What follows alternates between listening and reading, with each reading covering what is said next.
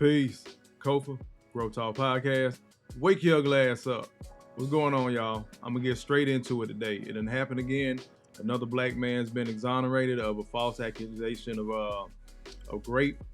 The amount of money he got paid out, a lot of us would like to have, but the number of years he had to give up to get that, I don't think that's an even trade-off. That's just me. Maybe I'm crazy as hell. A lot of people say that. It is what it is. But the way I'm reading this article, and I stopped 2 paragraphs in, that's why I stopped to just do the video. I literally just came across this on IG when I found the article, got like 2 paragraphs in and was like, this ain't gonna work.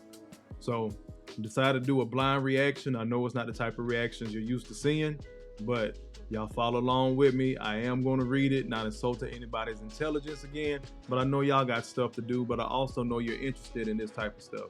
So I'm going to read the article and just give my reaction as I go through it. So I may come back between the shared screen and me, period, right here. But let's get into it, man. Again, I had to stop 2 in. What'd I lose? There we go. All right. So you see it.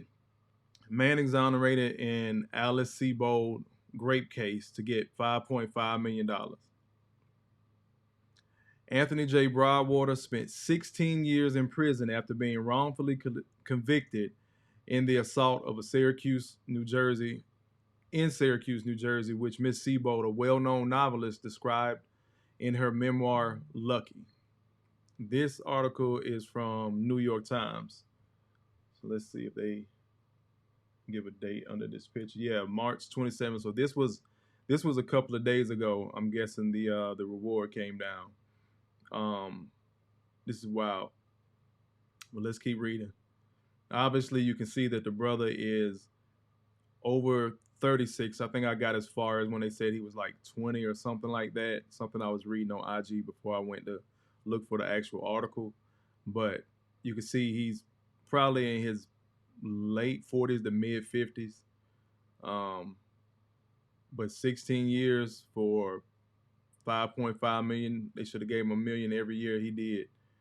But let's keep reading. New York State has agreed to pay $5.5 million to a man who spent 16 years in prison after being wrongfully convicted of raping the author Alice Sebold when she was a college student in Syracuse, New York. Keep wanting to say New Jersey.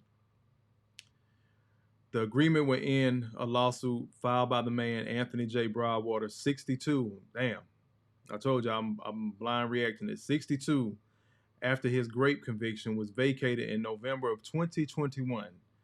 So he already had to go through, let's get back to me real quick. He already had to go through fighting to get the case overturned. Gets overturned in 21, and he just now getting an agreement 2 years later. Let's keep reading. So the settlement was signed. Yeah, that's where I left off. 62 years old again. The settlement was signed by lawyers for Mr. Broadwater from the Office of New York's Attorney General, Letitia James. Let me keep rolling up. Letitia James last week. It still requires a judge's signature, but one of Mr. Broadwater's lawyers, Melissa Swartz, said that the judge, Ramon E. Rivera of the state's Court of Claims, had verbally approved it last month. Again, she's not facing any charges from what we're reading so far of a false accusation. I appreciate what Attorney General James has done, and I hope and pray that others in my situation can achieve the same measure of justice, Mr. Broadwater said in a statement on Monday. We all suffer from destroyed lives. Mr. Swartz said that Mr. Broadwater was particularly glad that the state's lawyers had not insisted that he sit for a deposition and revisit the events. That would be extremely difficult for Tony to go through, she said. In a statement, Ms. James said the settlement was a critical step to deliver some semblance of justice to Mr. Broadwater. Let's keep reading. Ms. Sebold was 18 years old at the time. They're going to say, she made a mistake. She was young. So what I just said a couple of minutes ago about no criminal charges, I highly doubt it. They're going to say she made a mistake, so on and so forth. Um, Miss Sebo was 18-year-old freshman at Syracuse University when she was raped in a park near campus in 1981. She described the assault in raw detail in her 1999 memoir, Lucky, a precursor to her best-selling novel, The Lovely Bones, which also involves a rape of a teenager. In the memoir, she used the fictitious name Gregory Madison for the man who raped her. As she wrote in Lucky, Miss Sebo told campus security personnel about the attack immediately and then went to the police. After evidence was collected from the grape kit, she wrote she described her attacker to the police, but the resulting composite sketch did not resemble him.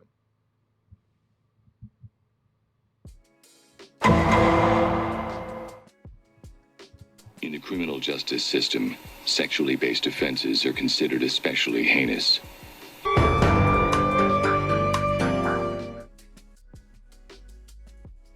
Let's keep reading. Give me the screen back.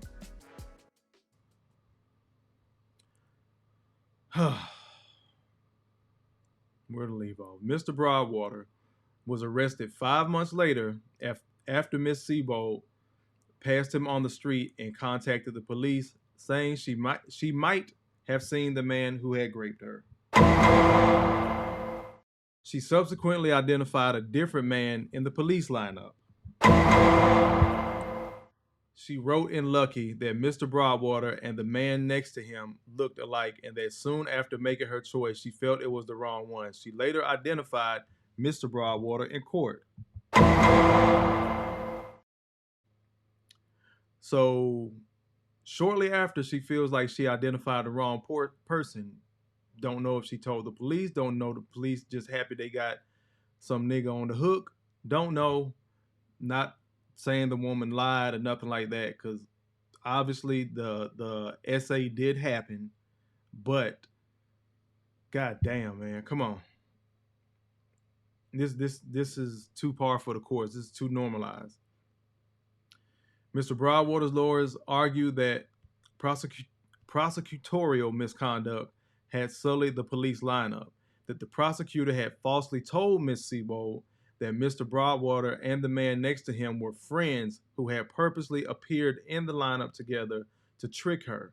The lie, Mr. Broadwater's lawyer said, improperly influenced Miss Sebo's testimony. Okay, she's not completely just all black folks look alike.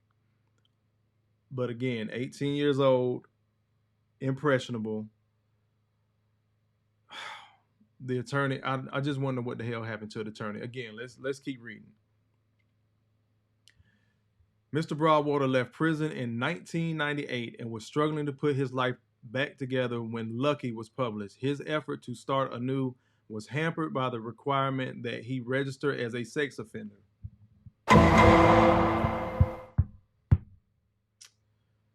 Eventually, in part because of doubts raised by a planned film adaptation of, they getting ready to make a movie about this shit. Raised by a planned film adaptation of the memoir, he hired Ms. Swartz and her colleague J. David Hammond to clear his name. In their motion to vacate the conviction, they argued that the case had relied entirely on Ms. Sebo's identification of him in court and on now discredited method of microscopic hair analysis. So they had already fucked up the science. William J. Fitzpatrick, the current Onondaga County, New York District Attorney, I guess I read that right, joined the motion to vacate the conviction. He noted that witnesses identifications of strangers, particularly across racial lines. Miss Sebo is white, Mr. Broadwater black, are often unreliable. Well, I'll be damned, you don't say. Maybe, living down here in the South, maybe a nigga crazy. I don't know. Been seen some shit before. In 2021, Justice Gordon J. Cuffey of State Supreme Court in Onondaga County overturned Mr. Broadwater's conviction for first-degree rape and 5 related charges. He was no longer required to register as a sex offender. It's a long day coming, Mr. Broadwater said then. In addition to suing the state, Mr. Broadwater filed a federal civil rights lawsuit against Onondaga County, I think I did it better that time, and the city of Syracuse, as well as an assistant district attorney and police officer who were involved in prosecuting him. The case is pending. I hope bro get more money. I really do. It's no, again, some semblance of justice. After leaving prison, Mr. Broadwater has largely relied on temporary jobs, working at metal plating factory, bagging potatoes, doing yard work and roofing, mopping floors, scavenging for scrap metal. One thing he hopes to do as a result of the settlement with the state, Ms. Swartz said, is buy a small house in a rural area where he and his partner can live. About a week after Mr. Broadwater's conviction was vacated, Ms. Seabold apologized to him in a statement posted online. She said she regretted having unwittingly played a part in a system that sent an innocent man to jail. I am sorry most of all for the fact that the life you could have led was unjustly robbed from you, she wrote, and I know that no apology can change what happened to you and never will. Ms. Broadwater said at the time that she was relieved and grateful for the Mr. Broadwater said at the time that he was relieved and grateful for the apology, that it took a lot of courage and that she was a victim and I was a victim too. In a brief statement on Monday, after news of the deal became public, Ms. Seabold was candid about its limitations. No amount of money can erase the injustices Mr. Broadwater suffered, she said, but the settlement now officially acknowledges them.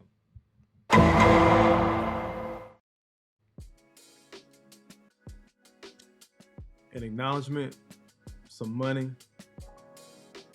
America gonna be America, y'all. This is kind of, I'm gonna pivot real quick. This is kind of why I wasn't shocked, wasn't surprised, wasn't as angry as a lot of people over the past week talking about just pearly things. You know who, the white girl. I wasn't mad about it. Really didn't feel a way. I was more mad at us for all our infighting and everybody wanting to be, super pro-black. I'm black, y'all, and I'm black, y'all, and I'm blacker than black, and I'm black, y'all, and I'm black. I'm not going to keep bringing race into it, even though this is the case and they said it's unreliable. But oftentimes, we get this from sisters too, for the black men out there. I'm not going to go down that rabbit hole.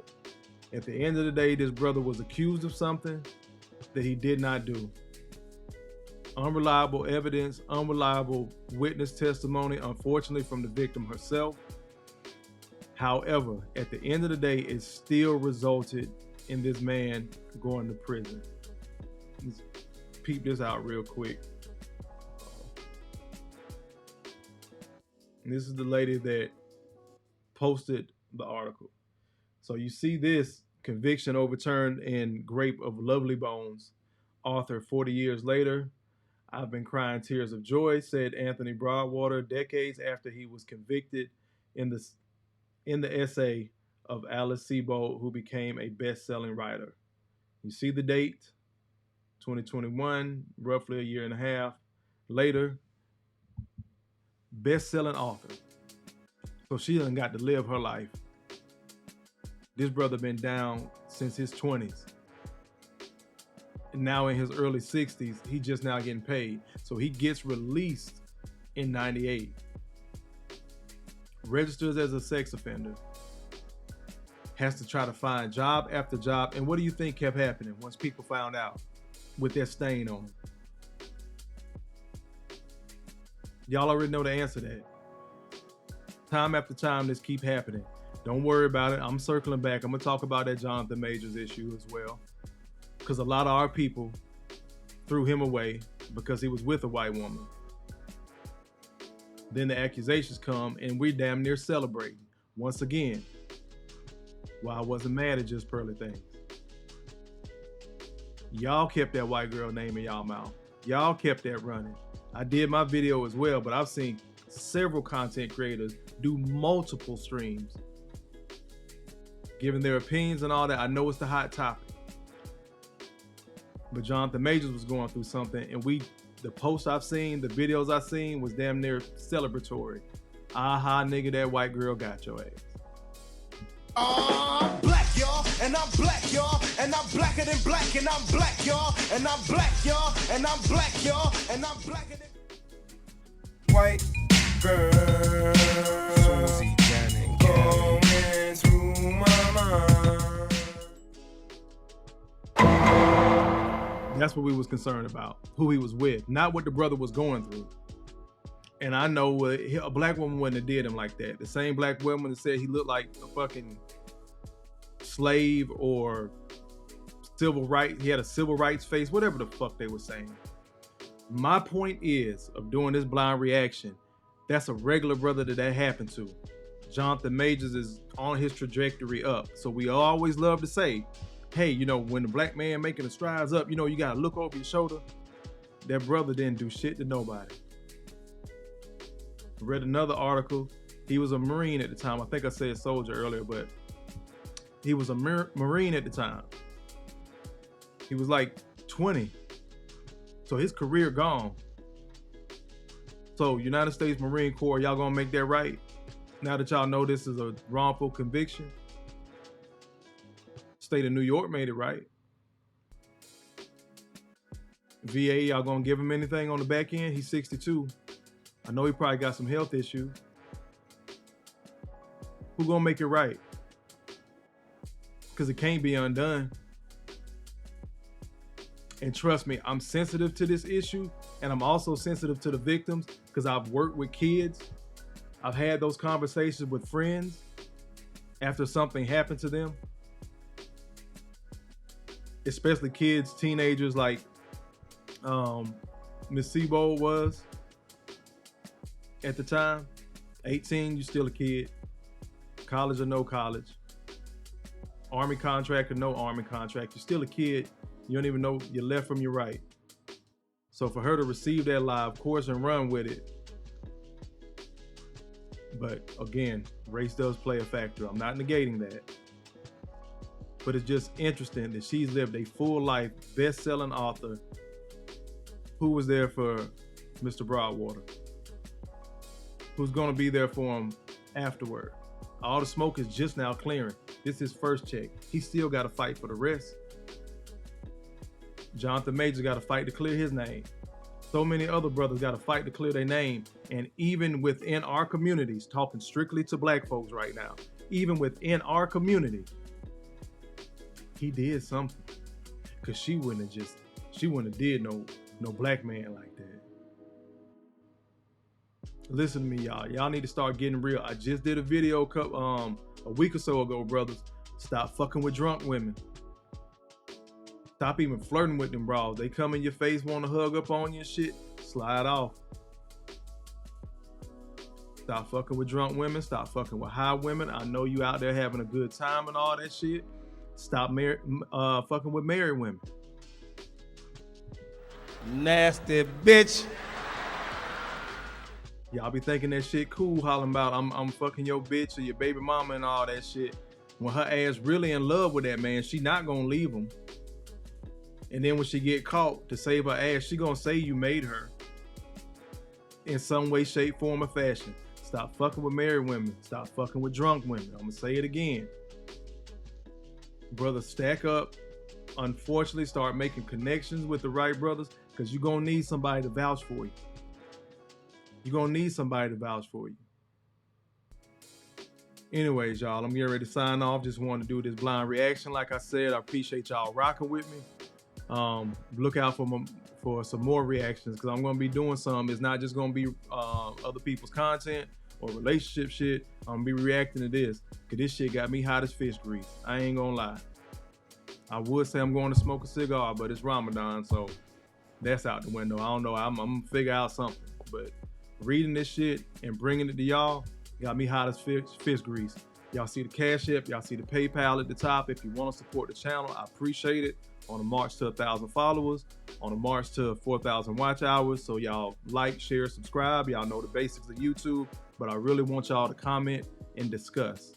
If y'all got ideas, go to the About section of my page, or you'll see the email. I'll give it to you now. It's growth.talk.podcast@gmail.com. So shoot me some ideas, shoot me some stuff y'all want me to cover, and I'll catch y'all back in the saddle again. Peace.